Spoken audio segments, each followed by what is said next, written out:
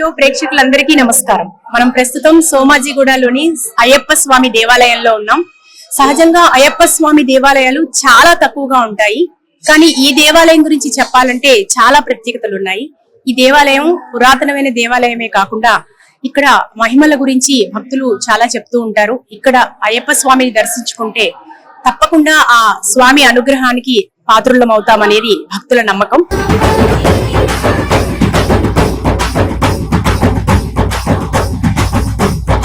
దేవాలయంలో ప్రధాన అర్చకులుగా చాలా సంవత్సరాలుగా పనిచేస్తున్న మురళీ నంబూద్రి గారు శబరిమల ఆలయంలో ప్రధాన అర్చకులుగా సంవత్సర కాలం పాటు పనిచేశారు. ఆయనతో మాట్లాడి చాలా విశేషాలు మనం తెలుసుకుందాం. అయ్యప్ప స్వామి అవతార విశిష్టత గురించి, అలాగే అయ్యప్ప స్వామి దీక్ష తీసుకునే భక్తులు పాటించవలసిన నియమాల గురించి ఆయనతో మాట్లాడి తెలుసుకుందాం.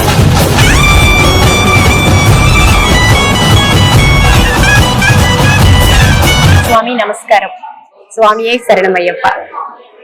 స్వామి, శీతాకాలం వచ్చిందంటే నవంబర్ మాసం మొదలుకొని జనవరి దాకా మొత్తం అయ్యప్పమయంగా కనిపిస్తూ ఉంటుంది. ఇప్పుడు గతంలో కంటే కూడా అయ్యప్ప దీక్ష తీసుకునే భక్తుల సంఖ్య కూడా ఎక్కువగా కనిపిస్తుంది. ఇంత విశేషంగా పూజలు అందుకుంటున్న అయ్యప్ప స్వామి అవతార విశేషాలు ఏంటి? ఆ అవతారం వెనుకున్న పరమార్థం ఏంటి స్వామి? స్వామి శరణం. ముందుగా సిగ్నేచర్ టీవీ ప్రేక్షకులందరికీ, తర్వాత మా ఏపీ తెలంగాణ తెలుగు అయ్యప్ప స్వామి భక్తులు అందరికీ మనం నమస్కారాలు. గత ఒక సంవత్సరం శబరికొండ పైన స్వామివారి దర్శనంతో స్వామివారు పూజించే ఒక అదృష్టం నాకు వచ్చింది. ఆ పూజ అయినాక ఒక 10 రోజులు అయింది నేను హైదరాబాద్ వచ్చి. నేను గత 30 సంవత్సరం ఈ హైదరాబాద్ లో పంచగుట్ట దగ్గర ఆలయంలో పూజ చేస్తూ మాకు ఈ యొక్క అర్హత వచ్చింది. అక్కడ నుంచి నేను పోయిన సంవత్సరం నేను సెలక్షన్ కావడం, అక్కడ నుంచి ఒక సంవత్సరం అంత అక్కడ ఉండి స్వామివారి సేవ చేసి మేల్శాంతి అంటారు, మెయిన్ పూజారికి అక్కడ మేల్శాంతి అంటారు. మేల్శాంతిగా పూజ చేసుకొని మొన్న 16వ తారీఖు మా పూజ కంప్లీట్ చేసుకొని హైదరాబాద్ కు 10 రోజుల ముందు వచ్చేసాను అనమాట. కేరళ భాషలో మేల్శాంతి అని అంటారు. తర్వాత మీరు ఇప్పుడు వచ్చే దానికి ఈ రోజులు ఈ కలియుగంలో, ఎస్పెషల్లీ కలియుగంలో ఈ స్వామి పూజ అన్నది చాలా, అంటే ఈ రోజు జరుగుతున్న విషయాన్ని చూస్తే కొత్త జనరేషన్ కు ఒక కొత్త మెసేజ్ ఇది. అంటే ఈ రకంగా ఉంటే మన భవిష్యత్ బాగుంటది, మనకు మంచిగా ఓపిక నిదానంగా స్వామి దీక్ష అన్నది ఒక ప్రపంచానికి ఒక మెసేజ్. ఆ రకంగా ఉండాలని అందరికీ మనసులో ఒక స్పెషాలిటీ వచ్చింది.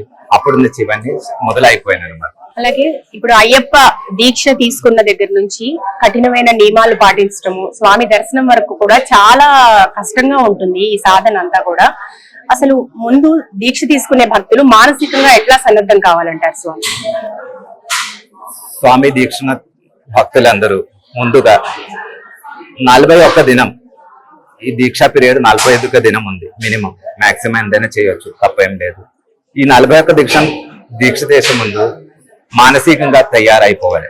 అంటే మనం వెళ్ళేది ఒక అడవి ప్రాంతంలోకి, అక్కడ బాగా కొండెక్కాలి, నడవాలి. అది నడవాలంటే మనం మానసికంగా శారీరకంగా బాగుంటేనే అక్కడ వెళ్ళగలుగుతాం. సో దానికి ముందే ప్రిపేర్ అయిపోయి ఒక పుట్టు ఉండి మన కింద పడుకొని, ఒక సన్యాసి ఋషి ఎట్లా ఉండే ఆ రకంగా ఉండే, అది కూడా అట్లా ఉండే ఒక ప్రాంతం. అంటే ఋషులు మునులు ఒకప్పుడు తిరిగిన ఊరు అది. అందుకోసం ఆ రకంగా ఉంటే భక్తులకి అక్కడ ఈ సంప్రదాయంగా హాయిగా వెళ్ళొచ్చు. సో ఆ రకంగా మనం ప్రిపేర్ అయిపోవాలంటే ముందు ఈ దీక్ష కార్యక్రమం సంపూర్ణంగా చేయాల్సిందే. 41 దినం కఠినమై దీక్ష చేసుకోవాలి. అదేంటంటే ఈ వ్రత నిష్ఠ అనేది తప్పకుండా మనం ఆ ఒక వ్రత నిష్ఠ పాటిస్తేనే అక్కడ వెళ్ళడానికి ఉంటుంది. స్వామి, అయ్యప్ప దీక్ష తీసుకునే భక్తులకి చాలా సందేహాలు ఉంటూ ఉంటాయి. కొత్త వారికి అయితే, ఆల్రెడీ దీక్షలో ఉన్న వారికి కూడా కొన్ని విషయాలు తెలియకపోవచ్చు. అసలు దీక్ష తీసుకునేటప్పుడు మొట్టమొదటిగా చేయాల్సింది ఏంటి స్వామి? ముద్దుగా మనం దీక్ష చేయాల్సినప్పుడు ముద్రాధారణం అంటాం దీక్షకు మొదటిసారిగా. అంటే ముద్ర అంటే మాల, స్వామి మాల మెడలాయడం ముద్రాధారణం. అంటే మాల తీసుకొని మనం పక్కనే ఉంటే గుడికి వెళ్ళి, అయ్యప్ప స్వామి గుడి అంటే బాగుంటది, అక్కడ వెళ్ళి అక్కడ పూజారికి ముద్ర అంటే మాల ఇచ్చి అది శుద్ధి చేసి, దానికి ముందు మనం స్నానం చేసి నల్ల బట్టలు పెట్టుకొని శుద్ధిగా ఇల్లు పవిత్రంగా చేసి అప్పుడు ఈ గుడికి వచ్చి మాలధారణం చేసుకోవాలి. మాలధారణం అయినాక మనం ఇంట్లో పీఠం పెట్టుకోవాలంటారు ఇప్పుడు కొత్తది. అంటే రోజు పొద్దునే సాయంత్రం పూజ చేస్తూ ఉండాలి. దానికి మనం ఒక పీఠం లాగా స్వామివారి పటం పెట్టి దానికి రోజు పూజ మార్నింగ్ సాయంత్రం పొద్దునే సాయంత్రం పూజ చేస్తూ ఉండాలి. మళ్ళీ ఒక పూట అదే ఆ విధానం కరెక్ట్ ఉండాలి. ఇలాగా 41 దినం చేసుకున్నాక శబరి వెళ్ళి ఇరుముడి వచ్చేయాలి, ఇరుముడి మొదలు పెట్టుకోవాలి. ఇప్పుడు ఈ 41 రోజుల్లో ఆహార నియమాలు కావచ్చు, ఇతర చన్నీళ్ల స్నానం కావచ్చు, ఇలాంటివి చాలా కఠినమైన నియమాలు, ఆచరించే నియమాలు ఎలా ఉంటాయి స్వామి? తప్పకుండా చల్లనీళ్ళలో రోజు మార్నింగ్ సాయంత్రం స్నానం చేయాల్సింది. తర్వాత మార్నింగ్ సాయంత్రం మనం అల్పాహారం మీన్స్ ఒక ఋషి ముని ఎట్లా ఉంటారు, వారు ఎలా నియమాలు పాటిస్తారు అలాగే అయిపోతారు. మనం బ్రహ్మచారి అయిపోతాం ఈ మాల వేసినాక. ఆ బ్రహ్మచారులు ఋషులు మునులు అంటే ఫ్రూట్స్ అంటే ఫ్రూట్స్, తర్వాత సాత్విక ఆహారం ఫ్రూట్స్, అల్పాహారం అట్లాంటి తీసుకొని మధ్యాహ్నం మాత్రం భోజనం చేయాలి. భోజనం చేసేటప్పుడు కూడా ఈ మసాలాలు అలా ఉల్లిపాయలు వాడకుండా సాత్విక ఫుడ్ మన మామూలుగా ఏం వాడతారు ఆ ఫుడ్ తప్పు తినాల్సింది. అలాగే మన పూర్వీకులు అంటే ఏ దీక్ష నియమాలు చెప్పినా కూడా అందులో అంతరార్థము ఆధ్యాత్మికతే కాకుండా ఆరోగ్య రహస్యాలు కూడా అందులో నిమిడి ఉంటాయి. ఈ దీక్షలో ఉండే ఆరోగ్య రహస్యాలు ఏమంటారు? మంచి క్వశ్చన్ అడిగిన. ఇందులో మొత్తం ఉండదు ఆరోగ్య రహస్యమే, మీన్స్ ఒక సైన్స్ ఇది కూడా. ఇలా ఉన్న సిస్టమ్ లో మనం పాటిస్తే మనకు ఒక ఏజ్ వచ్చే వరకు మనకు హాస్పిటల్ కానీ అట్లా ఉండేది పోవాల్సిన అవసరం లేదు. అంటే అలా ఉండ సాత్విక ఆహారం, సాత్విక నియమాలు ఇవన్నీ మనకు మానసికంగా ఒక ఎనర్జీ.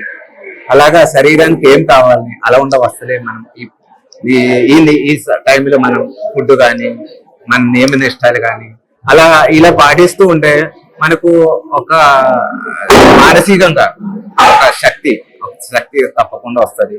తర్వాత మనం ఈ ఆచారం చాలా ప్రపంచానికి మొత్తం మెసేజ్ ఇస్తుంది మనం ఇండియన్స్ ఈ కల్చర్ అనేది. అండ్ అందుకే ఇప్పుడు ఇండియానే కాదు అబ్రాడ్ నుంచి కూడా చాలా భక్తులు అయ్యప్ప స్వామి దగ్గరకు వస్తున్నారు. ఈ ఆచారం చూసి ఈ విధానం చూసి ఈ విధానములు అంతా ప్రకృతి, ఈ ప్రకృతి నియమాలు పాటించాలి, ప్రకృతితో అంకితం అయి ఉండాలి. అలా ఉన్నప్పుడు మనకు ఏంటంటే మన ఒళ్ళుకి ఎప్పుడు ఏం కాదు. మనం ఆచారం పాటించి దీంట్లో నియమ నిష్టాలు మొత్తం సైన్స్ కనెక్టెడ్. అంటే ఎలా ఉన్నా మనం ఎక్కువ ఫ్రిడ్జ్ లో పెట్టినవన్నీ కాకుండా మామూలుగా సాత్విక ఫుడ్ వాడుతున్నాం. అలా ఉండే ఫుడ్ వాడేటప్పుడు మనకు ఆరోగ్యం తప్పకుండా ఒక ఏజ్ వరకు ఏం కాకుండా ఉండాలి. అలాగే అయ్యప్ప దీక్ష తీసుకునే భక్తులు నలుపు రంగు వస్త్రధారణ చేస్తారు. అంటే స్వామి నలుపు రంగు వస్త్రధారణ వెనుక అంతరార్థం ఏమై ఉంటుంది? అంటే శనీశ్వరుడు మనకు తప్పకుండా ఉండడానికి, అంటే శనీశ్వరుని గెలిచిన వాడు అయ్యప్ప. ఇప్పుడు శనీశ్వరుడు మన ఒళ్ళకు రాకుండా కాపాడుతూ ఉండడానికి ఈ నల్ల వస్త్రమే శాస్త్రం చెప్తున్నారు. కథ కూడా ఉంది శనీశ్వరుడు గురించి, ఒక కథ కూడా ఉంది ఆ కథ ఉంది. ఈ శనీశ్వరుడు వచ్చేటప్పుడు శనీశ్వరుడు అయ్యప్ప స్వామి నల్ల వస్త్రం వేసిండు, అప్పుడు ఇది జరగకుండా అలా ఒక చిన్న కథ స్టోరీ కూడా ఉంది. అలాగే దీక్ష అనంతరం ఇరుముడి సంబంధించిన విశేషాలు ఏంటి? ఇరుముడిలో ఏ పదార్థాలు ఉంటాయి స్వామి? అది కూడా ఈ రోజులో అందరికీ చెప్పాల్సిన మంచిగా విషయం మీరు అడిగిన ఏంటంటే ఇరుముడి అన్నది చాలా పవిత్రమైనది. మనం 41 దినం దీక్ష చేసుకున్నాక శబరికొండకి వెళ్ళేటప్పుడు ఆ ఇరుముడి ఎత్తుకొని వెళ్ళాలి. అంటే ఈ ఇరుముడిలో పవిత్రమైనది అంటే స్వామి వారికి నెయ్యి అభిషేకం, స్వామికి నెయ్యి అభిషేకమే. ఆ నెయ్యి అభిషేకమే మనం ఇరుముడిలో తీసుకెళ్ళేది ప్రధానంగా. తర్వాత అక్కడికి కావాల్సిన మనకు వండుకోవాల్సిన బియ్యం, రైస్, తర్వాత అక్కడ పూజా ద్రవ్యాలు అంటే కట్టులు, ముర్మరాలు, తమలపాకు, ఒక్క అలా ఉన్న సామగ్రిలు తప్ప మిగతా ఐటమ్స్ తీసుకెళ్లాల్సిన అవసరం లేదు. అక్కడ ముందు అంటే ఇందుకు ముందు జనరేషన్ అంటే చాలా ఐటమ్స్ తీసుకుపోయేది. అప్పుడంటే అడవి అక్కడ ఏం అవైలబుల్ లేదంటే దొరికేది కాదు. ఇప్పుడు అన్ని అక్కడ దొరుకుతుంది. అందుకోసం మనం ఏదే అవసరం ఉందో అదే తీసుకుపోవాలి. ఎందుకంటే అదొక అడవి ప్రదేశం. అక్కడ ఈ ప్లాస్టిక్ వస్తువులు అవి తీసుకెళ్లి అక్కడ వన్యజీవులకు ఇబ్బంది లేకుండా మనం చూడాలి. ఎందుకంటే ఇది ఎప్పటికే ఉండాలి. న్యూ జనరేషన్ కు ఈ అడవి, ఈ ప్రాంతం, ఈ వన్యజీవులు ఇలా ఉండే ఆలయాలు ఎప్పటికే ఉండాలి. అందుకోసం మనం ఇప్పటికే జాగ్రత్త తీసుకుంటే అది చాలా బాగుండదు, భవిష్యత్తు బాగుంటది. దానికోసం ఇరుముడిలో అలా ఉండ ఆ పదార్థాలు ఇలా ఉండదు. అది బియ్యం కానీ, నెయ్యి, ఆవు నెయ్యి కానీ, కొబ్బరికాయ కానీ, పూజా ద్రవ్యాలు మాత్రం తీసుకెళ్లాలని చెప్తాను. సో ఈ పదార్థాలన్నీ కలిపి ఒక ఇరుముడిగా కట్టి తీసుకువెళ్ళాలి. ఇరుముడి కట్టి తీసుకెళ్తాను. అది అలాగే స్వామిని దీక్ష తీసుకున్న తర్వాత శబరిమల సన్నిధానం చేరుకునే వరకు, స్వామి దర్శనం చేసుకునే వరకు ఆ క్రతువు ఎట్లా ఉంటుంది స్వామి? వెళ్లే మార్గంలో పంపా నదిలో స్నానం కావచ్చు, ఇతర దేవాలయాల దర్శనం కావచ్చు, అక్కడికి వెళ్ళిన తర్వాత 18 మెట్లు ఎక్కడం కావచ్చు, ఇరుముడి దించడం కావచ్చు, వీటికి సంబంధించి ఈ క్రతువుల గురించి చెప్పండి. సాధారణంగా ఇరుముడి వేసుకున్నాక ఇరుముడి రోజు మనం పొద్దున స్నానం చేసి పూజ అయినాక ఇరుముడి దగ్గరికి వెళ్ళి ఇరుముడి కట్టుకుంటారు అన్నమాట. మామూలుగా అదే జరుగుతుంది. తర్వాత అండి మనకు అల్పాహారం అది తీసుకొని మనం ట్రైన్ కానీ ఫ్లైట్ కానీ దేనికి వెళ్ళినాక మనకు చుట్టూ ప్రాంతంలో దేవాలయాలు అది చూసుకొని స్వామి దగ్గరికి అలాగా కొందరు ఎరిమేలి నుంచి నడిచి ఆ అబ్బాయి వాక్ వెళ్తారు, తర్వాత కొందరు పంబా నుంచి వెళ్తారు, కొందరు పులిమేడ నుంచి వచ్చే వాళ్ళు. 2-3 రూట్లు ఉంది స్వామి దగ్గర సన్నిధానం చేరడానికి. మామూలుగా అందరూ కామన్ పంబా నుంచి ఎక్కువ వెళ్తారు అన్నమాట. అంటే పంబా నదిలో స్నానం చేసి అక్కడ నుంచి చాలా మంది, ఎక్కువ మంది భక్తులు ఈ మార్గమే వెళ్తారు. అంటే అది మామూలుగా ఎప్పటికీ ఆ మార్గమే ఉంటది. ఈ పులిమేడు, ఈ ఎరిమేలి అనేది ఈ సీజన్ టైం అంటే 41 రోజే ఉంటది, తర్వాత ఉండదు. ఈ పంబా అనేది ఎప్పటికే ఉంటది. పంబా నదిలో స్నానం చేసి అక్కడ వినాయకుడు టెంపుల్ ఉంది, వినాయకుడిని దర్శించుకొని అక్కడ అమ్మవారి పార్వతీమాత ఉంటది, హనుమంతుడు గుడి ఉంటది. ఇవన్నీ చూసుకొని మెల్లగా మనం నడిచి ఎక్కితే నీలిమెల, అప్పాచిమేడు తర్వాత శరంగుతిలు మనం దర్శనం చేసుకొని సన్నిధానంకి వెళ్ళిపోతాం. అక్కడ 18 మెట్లు టెంకాయ కొట్టి మెట్ల ఎక్కి స్వామివారి దర్శనం చేసుకుంటే అక్కడ తత్వమసి అంటే స్వామి నేను ఒకటే. అంటే మనలో స్వామి ఉంటది. ఎవరు మాల ధరించారు వారు స్వామికు పెద్ద చిన్న లేదు, అందరూ ఒకటే. మాల ఎవరు ధరించిందో వారు స్వామి అనమాట. అది అక్కడ మనకు సందేశం, అది అక్కడ ఉంటుంది. అలాగే 18 మెట్ల గురించి కూడా చాలా ఆధ్యాత్మికంగా చెప్తూ ఉంటారు, పంచేంద్రియాలని ఇలా చాలా చాలా విషయాలు చెప్తూ ఉంటారు. ఏంటి స్వామి అసలు 18 ఇది ఒక కరెక్ట్, మీరు చెప్పిన మాట కరెక్ట్. ఏంటంటే 18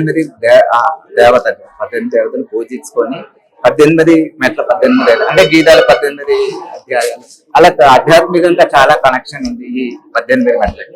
ఈ 18 మెట్ల ఎక్కి మనం 18 దేవతలను పూజించి 18 మెట్ల ఎక్కి స్వామివారి దర్శనం చేసుకుంటేనే ఆ ఇరుముడి దీక్ష అనేది సంపూర్ణం అప్పుడే.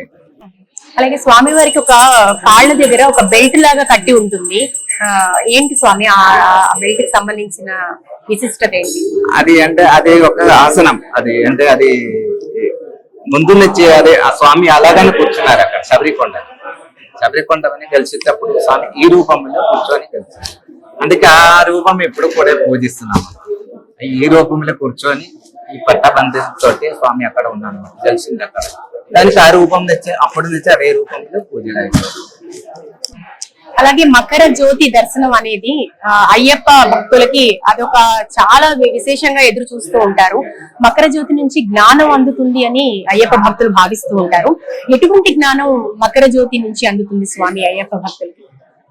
మకర జ్యోతి అనేది స్వామివారి సంక్రమం అయినాక సంక్రాంతి రోజు అంటే దక్షిణాయన ఉత్తరాయణం వెళ్ళినాక అదే ఆ సందర్భం అది అయినాక స్వామి ఎదుర్కొండ పొన్నంబలమేడు అక్కడ వచ్చిన అంటే స్వామి ఎదుర్కొండ కొండ ఉండదు. ఆ కొండ పేరు పొన్నంబలమేడు. అక్కడే గెలిచిన జ్యోతి మకర జ్యోతి. అక్కడ అదే టైంలో ఒక ఉత్తర నక్షత్రం స్టార్ వస్తుంది, దాన్ని ఉత్తర నక్షత్రం అంటారు. స్వామివారి నక్షత్రం ఉత్తర నక్షత్రం స్వామివారి జన్మ నక్షత్రం ఉత్తర నక్షత్రం. ఆ నక్షత్రం అక్కడ వస్తది. ఆ టైంలో 6 ఈ ఆభరణం అక్కడ పందలం ప్యాలెస్ నుంచి వచ్చిన ఆభరణం సుమారు 5-5:30 వరకు స్వామి సన్నిధానం చేరుకోవడం. అక్కడ నుంచి అందరూ మేల్శాంతి పూజారులు అందరూ తీసుకొని తండ్రి గారు మేల్శాంతి పూజించి ఆభరణం స్వామివారి దగ్గర పెట్టి దర్శన అన్ని ఆభరణంతో ఒక హారతి ఇస్తాం అన్నమాట. ఈ హారతి అయినాక స్వామి ఎదుర్కొండ ఒక 6:30-7 మధ్య ప్రాంతంలో వచ్చేది మకర జ్యోతి. అది 3 సార్లు వస్తుంది. ఆ దాన్ని జ్యోతి దర్శించుకుంటే అందరికి ఏంటంటే ఆ జ్యోతిలో ఏమో ఉంటది, అంత అడిగింది ఆ టైంలో ఉంటే ఒక ప్రకాశం ఉన్నది అంతే. దీన్ని చాలా టైంలో వచ్చే ప్రకాశం మన మనసులో కూడా ఆ ప్రకాశం ఎప్పటికే ఉండాలి. ఆ ప్రకాశం తోటి మనం ముందుకు ఎక్కడైనా వెళ్ళొచ్చు, ఏదైనా మనం చేయొచ్చు, లైఫ్ లో అన్ని సక్సెస్ చేయొచ్చు ఒక నమ్మకం ఉంది. ఆ దాంతో ఈ రోజు కూడా ఎంతో మంది భక్తులు అక్కడికి వచ్చి ఆ జ్యోతి దర్శనం చేసుకొని వారికి అయిన దాన్ని నెక్స్ట్ ఇంకా వాళ్ళకి వచ్చే జనరేషన్ వాళ్ళందరూ చాలా సంతోషంగా ఉంటున్నాము, వారి కోరుకున్న పనులు అయిపోతుంది. అలాగే ఏదో చాలా చాలా అందరూ చాలా సంతోషంగా ఫీల్ అవుతుంది. స్వామి అయ్యప్ప స్వామి పూజ చేసేటప్పుడు స్వామియే శరణమయ్యప్ప అని చాలా శరణు ఘోషతో పూజ చేస్తూ ఉంటారు.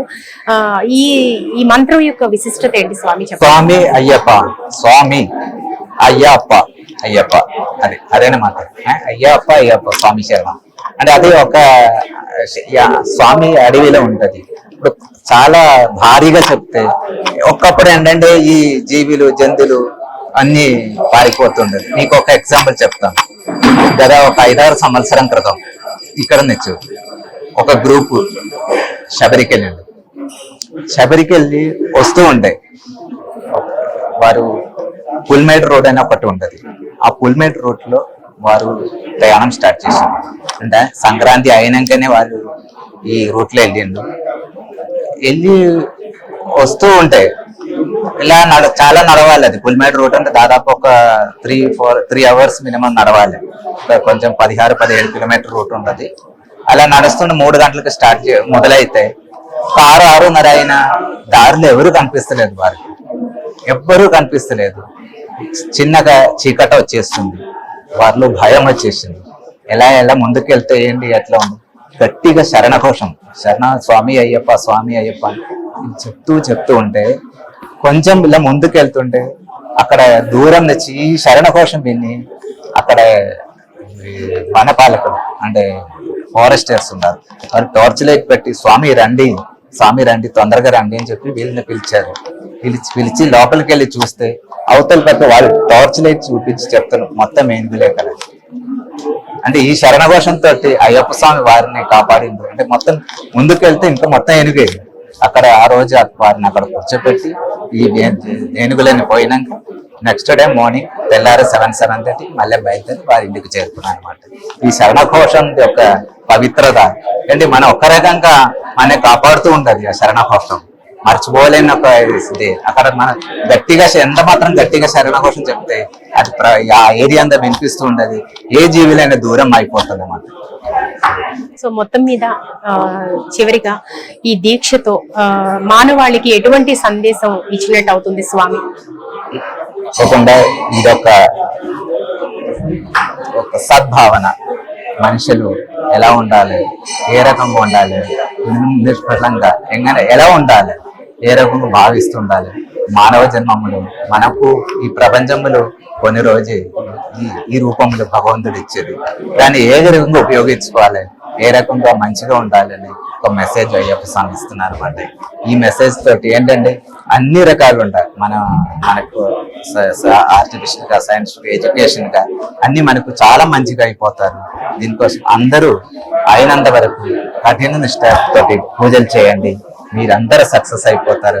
మంచిగా భవిష్యత్తు ఉండదు, అందరికి మంచిగా అయిపోతారు. స్వామి మీరు అక్కడ ప్రధాన అర్చకులుగా పనిచేశారు. స్వామితో మీకున్న అనుభవాలు ఏంటో చెప్పండి. అది గత సంవత్సరం మొత్తం స్వామి కొండలో ఉంది. స్వామి సేవ చేయదు, స్వామి అమ్మవారి సేవ. ఎప్పుడు స్వామి మీరు అక్కడ ప్రధాన అర్చకులుగా పనిచేసిన సంవత్సరం ఏ సంవత్సరంలో పనిచేశారు? 2023-24 వచ్చి నేను 10 రోజులు అయింది ఇక్కడ హైదరాబాద్. 10 రోజులు అయింది. అందుకు నాకు శబరిలో ఉంటాను. గత సంవత్సరం మొత్తం ఎక్కడ పోకుండా అంటే ఈ ప్రధాన హాస్పిటల్ ఇది ఒక పెద్ద సెలక్షన్ ప్రాసెస్. అంటే ఈ సెలక్షన్ కావాలంటే దీనికి ముందు మనం మినిమం ఒక 10-15 నుంచి మేజర్ టెంపుల్లో పూజ చేసి మేల్శాంతిగా పూజ చేసే సర్టిఫికేట్ ఉండాలి. తర్వాత health department, police department, contact certificate, nativity ఇవన్నీ పెట్టుకొని ఇవన్నీ కరెక్ట్ ఉంటే తర్వాత మనం మినిమం 10th పాస్ అవ్వాలి, మాక్సిమం ఎంతైనా ఉండొచ్చు. ఇదన్నీ అయినాక కేరళ నంబూదిరి వాళ్ళకే ఈ అవకాశం పొందుతుంది. అంటే ఆల్ ఓవర్ ఇండియాలో ఎవరికైనా ఎవరికి రాదు, అంటే ఓన్లీ కేరళ నంబూదిరి బ్రాహ్మణులు అనమాట. వారికి ఈ తాంత్ర శాస్త్రం నేర్చుకున్న వ్యక్తి, చిన్నప్పుడే తాంత్రిక శాస్త్రి పూజలు నేర్చుకున్న వాళ్ళకి ఈ యొక్క అవసరం ఉంటుంది. వారు మినిమం ఈ 10-15 సంవత్సరం పెద్ద టెంపుల్లో, మహా టెంపుల్లో పూజ చేసే వారికి మాత్రమే ఈ అవకాశం వస్తుంది. అది మనం అప్లై చేయాలి. చేసినాక ఇలా రకాల ప్రాసెస్ ఉంటుంది. అది ఉంటుంది, ఇంటర్వ్యూస్ ఉంటుంది. ఇంటర్వ్యూ అయినాక పందల రాజు చిన్నారులు వచ్చి అది మన పేర్లని పెట్టినాక వారు తీసి ఎవరికి ఆ పేరు వస్తుందో వారి మీద లాటరీ. అది ఒక సిస్టమ్. అంటే ఇది అయినాక మనం అక్కడ ఇరుముడితోటి వెళ్ళాలి కొండకి. ఇరుముడితోటికి వెళ్ళి అక్కడ కొండలు స్వామివారు అక్కడ మెయిన్ తండ్రి గారు మళ్ళీ అభిషేకం చేసి లోపల తీసుకెళ్ళి మంత్రోపదేశం చేస్తారు. ఈ మంత్రోపదేశం అయినాక సంవత్సరం పాటు ఆ మంత్రంతో పూజ చేస్తూ అక్కడే ఉండాలి, ఎక్కడ కదలకూడదు. మరి నెక్స్ట్ ఇయర్ ఇలా సెలెక్ట్ అయిన వారికి వచ్చి వాళ్ళకు అప్పుడు చెప్పి మనం రావాలి. అంతవరకు అక్కడే ఉండి ఎక్కడే కదలకుండా ఉండి పూజ చేయాలి. అది ధర్మం, అది సిస్టమ్. అంటే ఇప్పుడు మీరు మేల్ తంత్రి, మేల్ శాంతి అని చెప్పారు. అంటే ఇక్కడ ప్రధాన అర్చకుల పేర్లా స్వామి కేరళలో? అంటే మెయిన్ తంత్రి అంటే ప్రతిష్ట చేసేవారు, ఇప్పటికే వారు అది పారంపర్యంగా ఉండేవారు. తాంత్రి అనేది. మేల్శాంతి అనేది ఇక్కడ సంవత్సరం ఒక్కసారి వచ్చిపోయారు. మేల్శాంతి ఎప్పుడు అక్కడే ఉంటారు. మెయిన్ తండ్రి ప్రతిష్ట, పెద్ద పెద్ద పూజలు వారే చేస్తారు. మేల్శాంతి కంటే అక్కడ ఎప్పటికే ప్రతిరోజు ప్రతి పూజలు మేల్శాంతితో జరుగుతుంది అక్కడ. ఇప్పుడు మీరు తాంత్రిక పూజ అని చెప్పారు. అంటే ఇప్పుడు మామూలుగా ఇక్కడ మన అర్చకులు మంత్రంతో పూజలు చేస్తూ ఉంటారు. అక్కడ తాంత్రిక పూజకి ఇక్కడికి తేడా ఏంటి? తేడా ఏం లేదు. అక్కడ ఒక ఇండియాలో ఏంటంటే మీకు ఒక విషయం తెలుసు, ప్రతి స్టేట్ కు ఒక్కొక్క కల్చర్ ఉంది.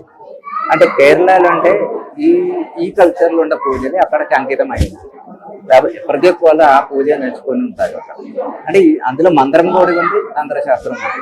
అంటే ఇది ఒక యోగా సాధన లాగా, దానికి ముందు అట్లా అయి ఉండొచ్చు మనం. అలాగే ఆ శాస్త్రం అంటే అక్కడది రెండు అంగం ఉంది, మంత్రం ఉంది. ఇది రెండు కలిసేటప్పుడు అక్కడ పూజ అవుతుంది. అది ఈ రెండు కలిసి దానికి తాంత్రిక పూజ అని అంటుంటారు. అక్కడ మొత్తం అక్కడ ప్రాంతం, కేరళ ప్రాంతంలో మొత్తం అలా ఉన్న పూజలే జరుగుతుంది. అంటే ఇప్పుడు ఈ తాంత్రిక పూజ కాకుండా ఇక్కడ కేరళ పూజా విధానానికి ఇక్కడ మన దగ్గర ఉన్న పూజా విధానానికి ముఖ్యంగా ఎలాంటి తేడాలు ఉంటాయి? అది చాలా తేడా.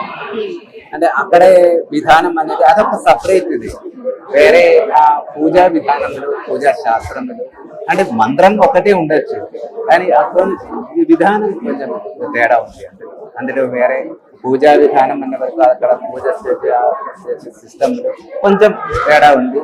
అంటే మనం ఆ పూజలు అయితే ముందు నుంచే పరశురాముడు ప్రతిష్ట చేసి ఆ నుంచే అక్కడ ఆ శాస్త్రమే జరుగుతుంది. సో అక్కడ నుంచి అదే పోలాడుతున్నారు. అక్కడ మామూలుగా అర్చకులు, పూజారులు అందరూ ఈ నంబూదిరీస్ అందరూ. సో కేరళలో మీరు జన్మించింది ఎక్కడ స్వామి? నేను కేరళలో గురువాయూర్ అనే ఒక ఆలయం, గురువాయూర్ పట్టణ చిన్న ఊరు. అక్కడ నుంచి ఒక 5-6 కిలోమీటర్ల దగ్గర, అంటే గురువాయూరైనా అనొచ్చు. అక్కడ చిన్న ఊరిలోనే మా అక్కడ నా జన్మ అక్కడ జరిగింది. మా నాన్నగారి పేరు గోవింద నంబూదిరి, మా అమ్మ పేరు ఉమా. వారందరూ ఇప్పుడు వారందరూ అక్కడ చిన్న పల్లెటూరు జన్మించారు. మా కుటుంబస్తులు, మా వైఫ్, ఇద్దరు అమ్మాయిలు, పిల్లలు చదువుతున్నాము. Wife house wife. స్వామి, మీరు అయ్యప్ప స్వామితో మీకున్న అనుబంధం ఏంటి? అంటే మీ అనుభవాలు ఏంటి చెప్పండి. అక్కడ ప్రధాన అర్చకులుగా పనిచేసినప్పుడు మీకు ఎలాంటి అనుభవాలు ఎదురయ్యాయి? గత ఒక్క సంవత్సరం మర్చిపోలేం. అలా చాలా అనుభవం జరిగింది. అలాంటి అది ఎలా ఎక్స్ప్రెషన్ ఎట్లా చేయాలో నాకు అర్థం కావచ్చు. ఏంటంటే అదొక అద్భుతమైన ఊరు, అంత అడవి ప్రదేశం. అక్కడ గుడి తెరిచే టైంలో భక్తులు అందరూ వస్తారు, మిగతా టైంలో ఎవరు రారు, ఎవరు ఉంటారు.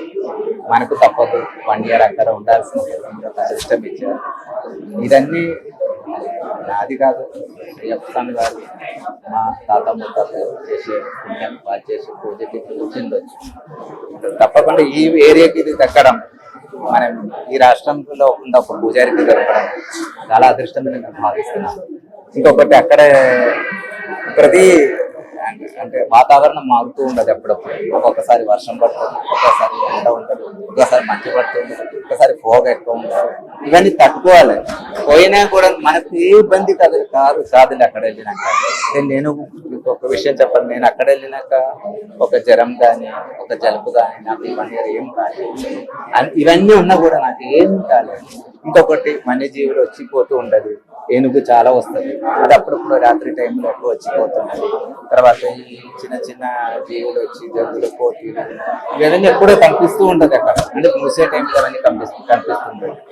రకరకాల ఒక అనుభవం ఏంటంటే, నేను ఇలా పూజ చేస్తుంటే 40 రోజు అయిపోయింది, మండల పూజ అవుతుండే.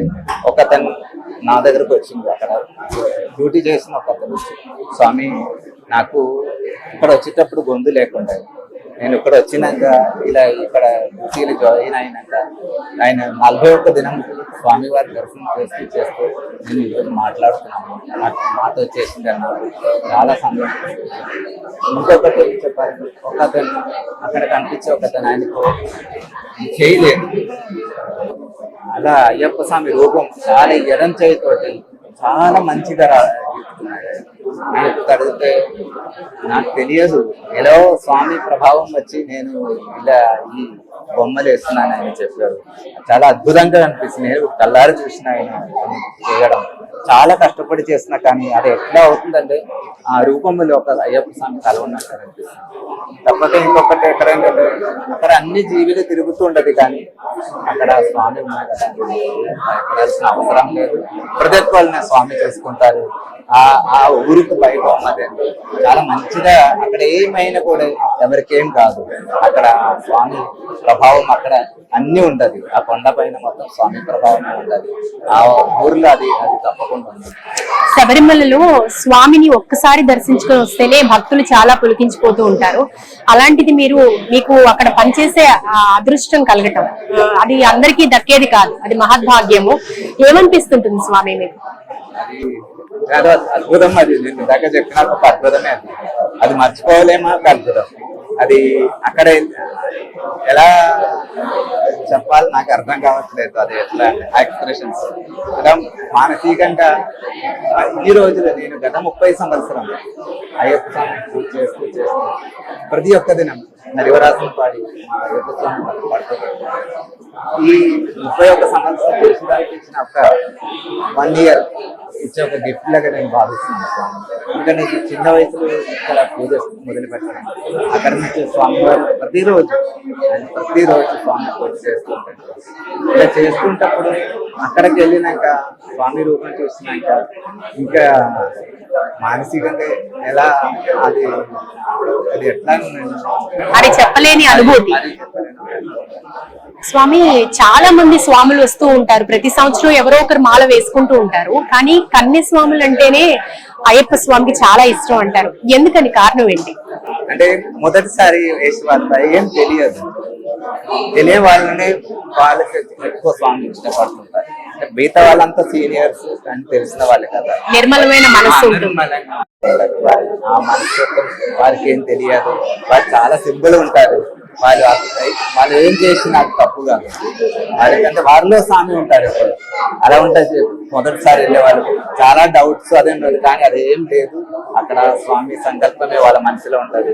ఇంకా మొదటిసారి మనం పంప ఉన్నది 18 మెట్లు చూసే వరకు మనకు కూడా ఏదో ఒక రకంగా మన టీవీలో లేకుంటే క్యాలెండర్లో లేకుంటే పేపర్లో చూసే మెట్ల మన కళ్ళారా చూసేటప్పుడు ఏదో ఒక రకమైన, నేను కూడా మొదటిసారి వెళ్ళేటప్పుడు అది 18 మెట్లు చూసే వరకు మొదటిసారి ఎంతో రకమైన ఒక అనుభూతి అది మనకు కూడా వచ్చింది ఆ రోజు.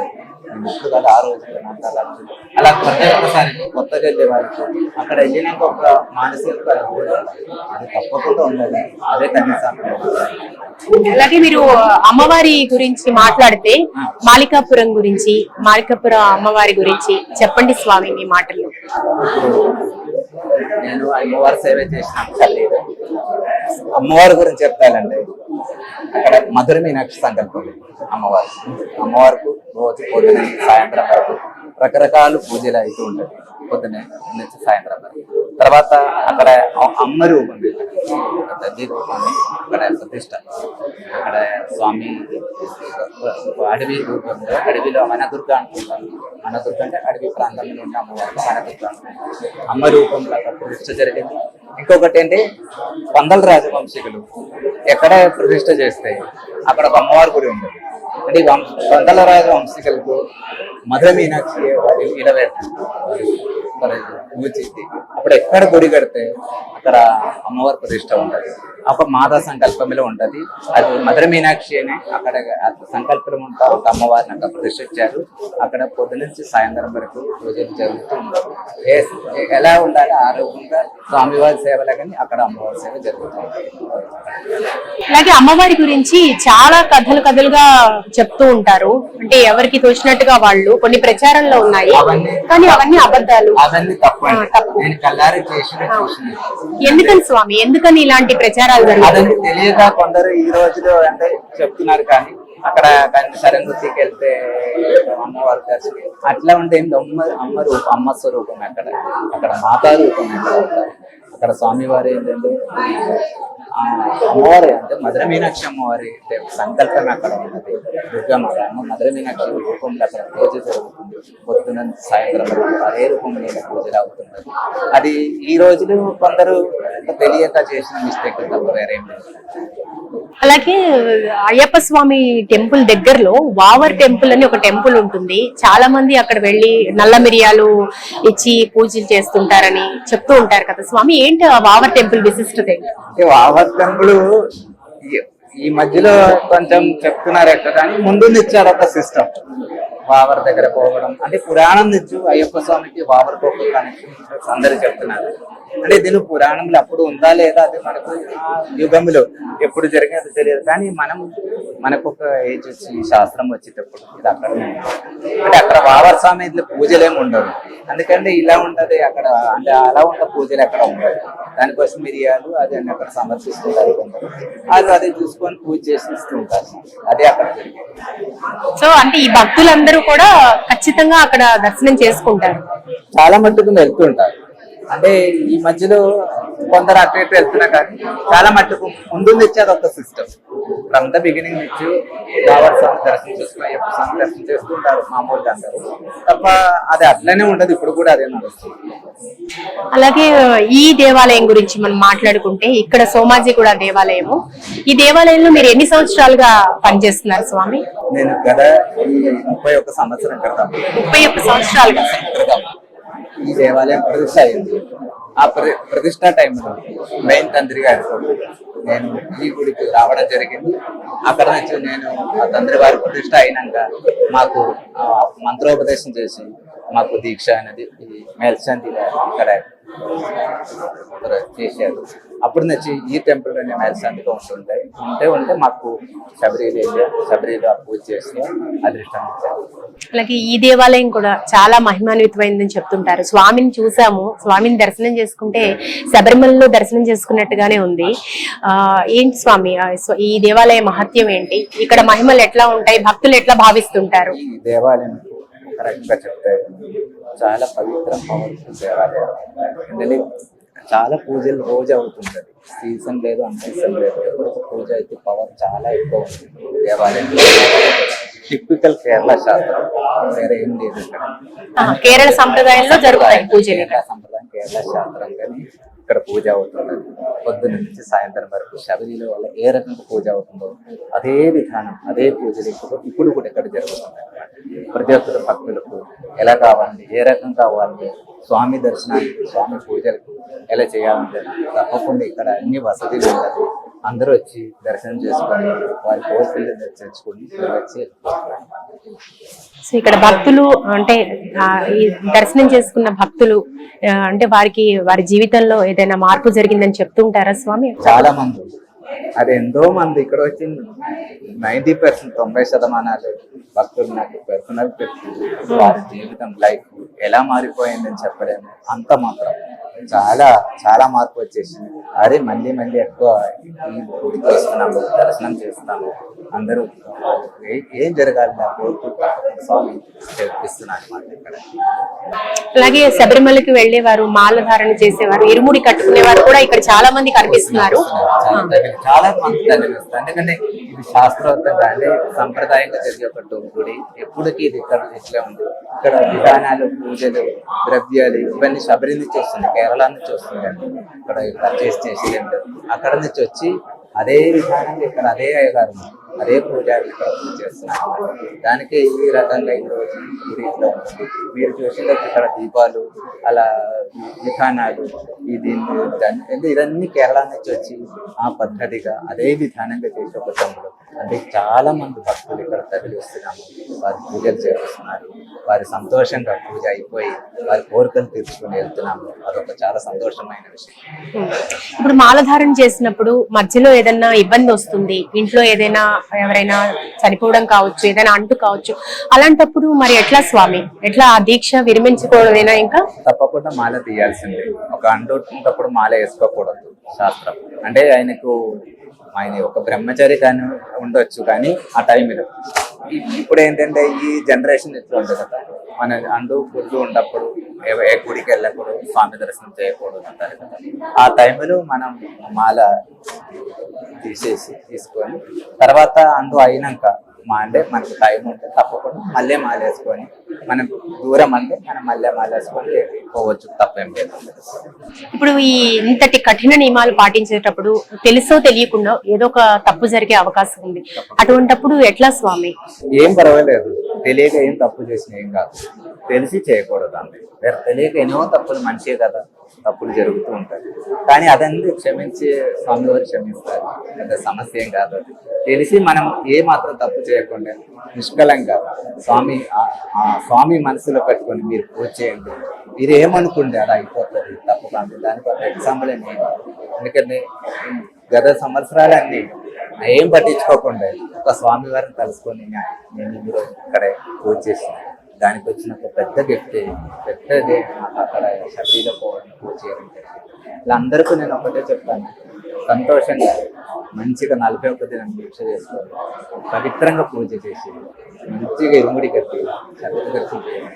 ఇంకన్నీ మీరేమనుకుంటున్నారు అయిపోతుంది, సాధించవచ్చు తప్పకుండా. ఏలాగా మనకంటే స్వామివారి ఇచ్చే ఒక మెసేజ్ ఇది, ప్రపంచంలో మనం ఇట్లా ఉండాలి, న్యాచురల్గా ఉండాలి, ప్రకృతికి అంకితమై ఉండాలి, ఏ వస్తువుని హింసించకూడదు, చాలా పవిత్రమై మనం ఉండాలి, మనసు పవిత్రంగా పెడితే మనం ఏదైనా లైఫ్లో ఏదైనా సాధించవచ్చు. మనం ఏమనుకుంటే తప్పకుండా ఈ రోజు కాకుండా రేపు అయిపోతుంది. ఒక మెసేజ్ మన ఈ దీక్షను, ఈ స్వామి ఈ హిస్టరీ నుంచి మనం నేర్చుకోవాల్సింది. ఇప్పుడు ఈ దీక్ష, ఈ నియమాలు ఒక ఎత్తు అయితే, స్వామివారి ప్రయాణం అనేది ఇంకొక ఎత్తు. ఆ ప్రయాణంలో చాలా ప్రయాసం ఉంటుంది. ప్రయాణంలో ఎటువంటి పరిస్థితులు ఉంటాయో చెప్పండి స్వామి. ప్రయాణంలో ఒక్కొక్కసారి ట్రైన్ లో వెళ్తాం, మనం దూరం కాదా, ఫ్లైట్ లో వెళ్తాం, బస్సులో వెళ్తాం, మళ్ళీ కారులో మనం వెళ్తాం. కానీ కొన్ని ఉంటది, ఇరుముడి కట్టినాక దీక్ష కొంచెం పాటించకపోయినా పర్వాలేదు, ఇరుముడి అయ్యే వరకు మనం ఇరుముడి అయినాక స్వామి అంటే మనం ఒకసారి స్నానం చేయడానికి వసతి ఉండదు, లేట్ గా స్నానం చేసిన తప్పు లేదు. సాయంకాలం కాకుండా ఒకసారి మధ్యాహ్నం చేయాల్సి వస్తుంది. అప్పుడు అంటే ఇరుముడి కట్టే వరకే మన బాధ్యత. ఇరుముడి అయినాక స్వామి అంత స్వామి చూసుకుంటారు.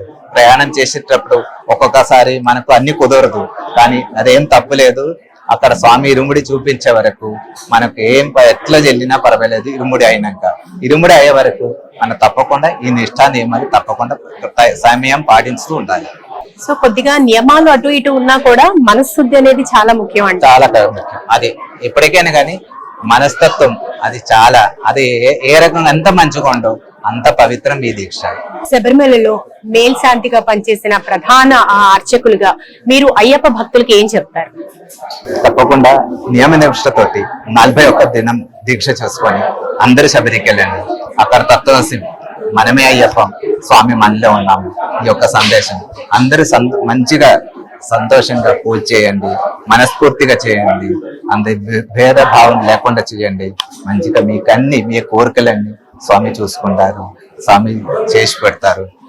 అందుకే తప్పకుండా మీరందరూ సంతోషంగా మంచిగా పూజ చేయండి. 41 దినం దీక్ష పాటించండి. అది మీకు మీ భవిష్యత్తు చాలా బాగుంటుంది.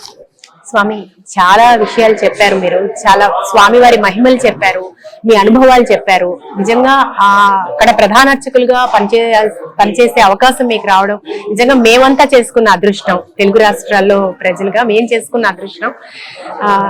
చాలా ధన్యవాదాలు స్వామి, మీరు సవివరంగా అన్ని వివరాలు తెలియజేసినందుకు. మరొకసారి నమస్కారం. మరి ఒకసారి ప్రేక్షకులందరికీ మా ధన్యవాదాలు. ఇలా ఉంటాయి ఈ విధానంగా ఉంటాయి ఈ పూజలు విధానాలు. అందరూ చేయండి, అందరికీ మంచిగా అయిపోతుంది. అందరికీ ధన్యవాదాలు. స్వామి శరణమయ్యప్ప. స్వామి శరణం.